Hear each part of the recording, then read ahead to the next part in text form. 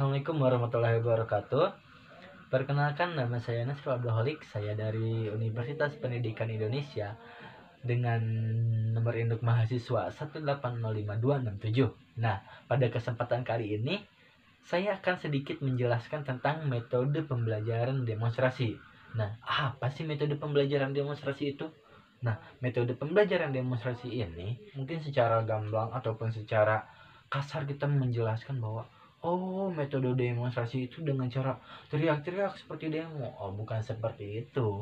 Nah, supaya lebih mengetahui bagaimana metode demonstrasi itu, apa definisinya, apa tahap pelaksanaannya, kekurangannya apa, kelebihannya apa. Nah, simak video ini dengan seksama dari awal hingga akhir, biar kalian mengetahui apa itu metode demonstrasi. Nah, sebelum kalian menonton video ini, mungkin ada yang pernah melaksanakan ataupun melakukan pembelajaran dengan menggunakan metode demonstrasi, tetapi tidak mengetahui nama dari metode tersebut. Nah, kemudian setelah menonton video ini, lalu kalian berkata, loh, ini kan metode yang saya bawakan ketika minggu kemarin. Loh, ini kan metode yang saya terapkan ketika mengajar di SD kelas 2. Loh, ini kan metode yang telah ajarkan kemarin di SMP. Banyak loh. Nah, bagi kalian yang sudah melaksanakan ataupun telah mempraktikkan, semoga dengan menonton video ini dapat dijadikan tambahan pengetahuan buat kalian. Selamat menonton.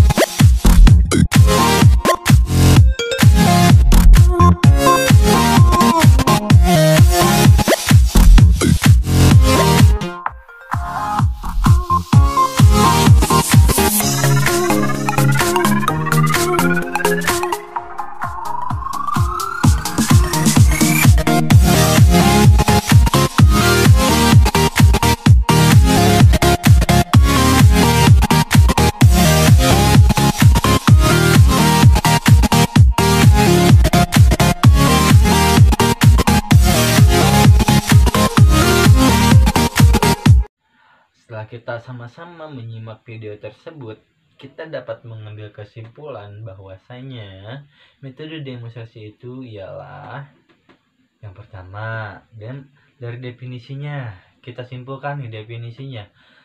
Secara kesimpulan, jika kita melihat penjelasan yang ada dalam video tersebut, kesimpulannya adalah bahwasanya metode demonstrasi itu menggunakan dengan penggunaan caranya itu dengan cara yaitu menggunakan alat peraga atau memeragakan.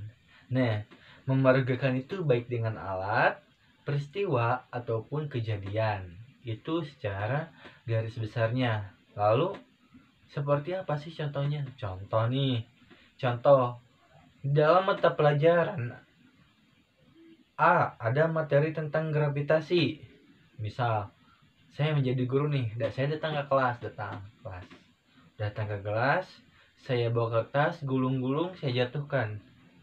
Tak, misalnya ini.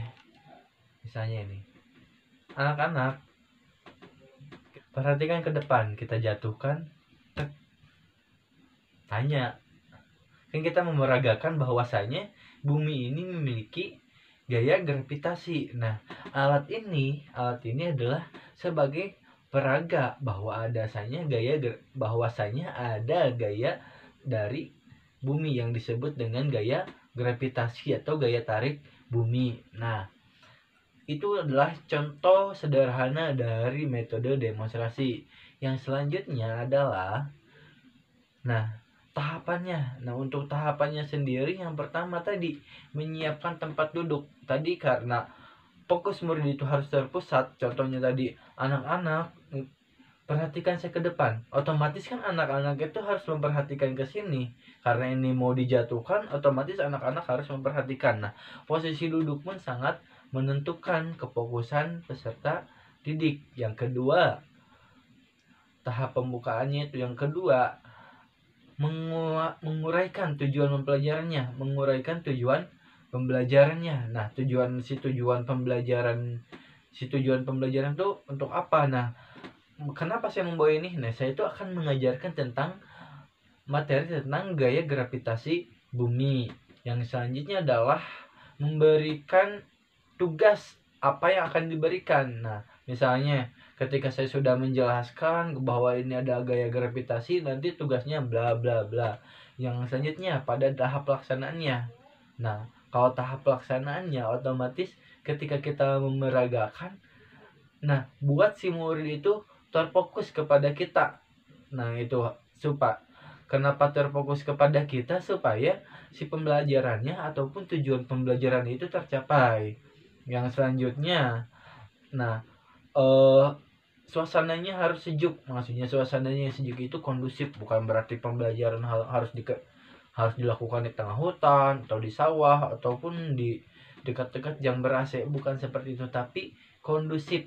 Nah, yang selanjutnya si murid itu harus terpusat. Nah, terpusat itu artinya murid itu harus terkonsentrasi, berpusat pada si pemeragaan seperti itu. Nah, lalu pada tahap sesudah itu ada tahap mengakhiri demonstrasi. Nah, kalau tahap mengakhiri demonstrasi itu bisa dengan cara kita memberikan, tadi kan ada dua. Nah, kalau saya akan sedikit membahas, yaitu kita mengevaluasi. Nah, bisa saja mengevaluasi dengan pertanyaan misalnya. Nah, anak-anak setelah kita mempelajari tentang gravitasi, menurut kalian apa itu gravitasi? Ataupun menurut kalian bagaimana jika bumi tidak memiliki gaya gravitasi? Bisa saja seperti itu. Nah, hal itu untuk memacu peserta didik untuk lebih mengembangkan pemikirannya. Yang selanjutnya adalah kelebihannya. Nah, untuk kelebihannya itu adalah si murid itu berfokus atau bisa berpusat pada satu titik karena yang akan didemonstrasikan. Yang kedua, si pembelajaran itu mudah dipahami. Kenapa sih mudah dipahami? Karena ya diperagakan. Misalnya gravitasi, ini jatuh, ya diperagakan bahwa bumi itu memiliki gaya tarik, contohnya ini jatuh. Nah, itu kenapa mudah sekali untuk dipahami. Yang selanjutnya itu adalah orientasi atau sudut pandang murid itu sama. Misal tadi ini, berarti di sini ada gaya tarik bumi. Nah, murid berfokus pada bahwasanya ada gaya tarik bumi. Yang selanjutnya adalah kelemahannya ataupun kekurangan dari metode demonstrasi ini, yaitu yang pertama, karena metode demonstrasi itu tidak semuanya menggunakan alat sederhana. Contohnya nih, tata surya harus menggunakan alat peraga, adanya planet-planet. Nah, kan itu susah untuk didapat ataupun terkadang harganya tidak terjangkau. Lalu memerlukan pusat perhatian karena menggunakan demonstrasi, contohnya dengan alat, otomatis si murid itu harus berpusat pada alat tersebut gitu. Lalu tidak semua hal dapat didemonstrasikan atau tidak semua materi dapat didemonstrasikan. Tentu itu tuh hanya beberapa saja. Misalnya yang hanya dapat diinteraksikan, contohnya interaksi sosial, oke. Nah, yang sayangnya peserta didik tidak dapat memahami secara keseluruhan. Artinya karena memeragakannya mungkin secara peraganya tidak keseluruhan, otomatis si materi yang diajarkan tidak dipahami secara keseluruhan. Nah, itu adalah sedikit dari penjelasan mengenai metode demonstrasi. Jangan lupa share video ini supaya dapat memberikan manfaat bagi orang banyak. Billahi taufiq wal hidayah. Wassalamualaikum warahmatullahi wabarakatuh.